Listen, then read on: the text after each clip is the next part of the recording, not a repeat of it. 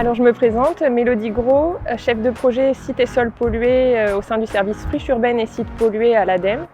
L'ADEME, qui est l'Agence de la transition écologique, c'est un établissement public dont les missions, l'organisation et le fonctionnement sont fixés par le Code de l'environnement. Dans le cadre de ces missions, l'ADEME a notamment vocation à accompagner et techniquement et financièrement l'ensemble des acteurs locaux dans la mise en œuvre de projets pour développer ou renforcer la transition écologique sur le territoire.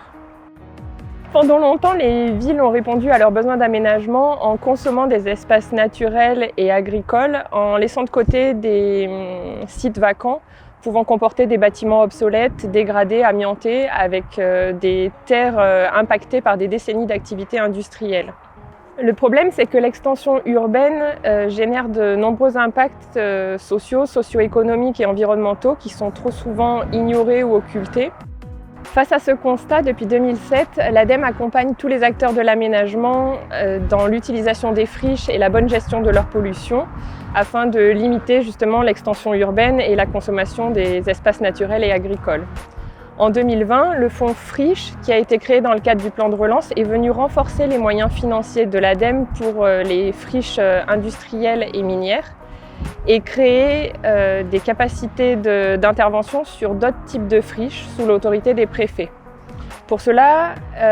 des appels à projets ont été créés. Il y en a eu 3 entre 2020 et 2022 qui ont été dotés de 750 millions d'euros, dont 69 millions d'euros pour l'ADEME. Concernant l'ADEME, nous intervenons sur le volet qui est dédié à la reconversion des friches polluées issues d'anciens sites industriels de type installation classée pour la protection de l'environnement ou sites miniers. L'ADEME va aller aider les projets de reconversion de ces friches, dont les coûts de remise en état permettant d'assurer la maîtrise des risques sanitaires et environnementaux représentent aujourd'hui un frein à leur concrétisation.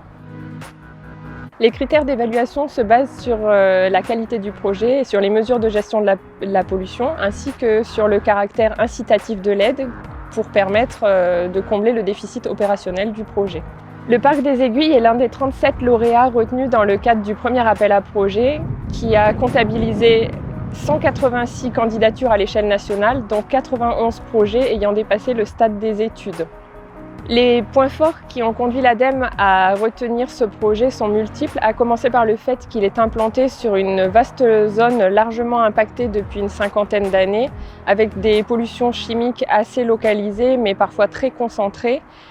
auxquelles s'ajoute la présence de très nombreux dépôts sauvages et notamment d'amiante. Les investigations réalisées étaient nombreuses et poussées et le plan de gestion qui a été réalisé était de qualité avec en plus la réalisation d'essais de faisabilité. Au final, l'effet incitatif de l'aide apportée par l'ADEME permet la mise en œuvre de techniques de traitement de la pollution présentant un meilleur bilan environnemental avec notamment le traitement d'une partie de la pollution directement sur site et le maintien d'un haut niveau de qualité environnementale du projet global. Au-delà de l'accompagnement financier, l'ADEME met à disposition des entreprises, des collectivités, des pouvoirs publics et du grand public ses capacités d'expertise et de conseil acquises sur la gestion de la pollution des sols. Par ailleurs, le soutien financier accordé par l'ADEME fait l'objet de contrôles qui se traduisent par des visites de terrain sur site qui permettent de vérifier la cohérence entre le dossier qui a été déposé au départ et la réalité opérationnelle du chantier, ainsi que par l'analyse documentaire des justificatifs techniques et financiers qui sont produits au cours du chantier.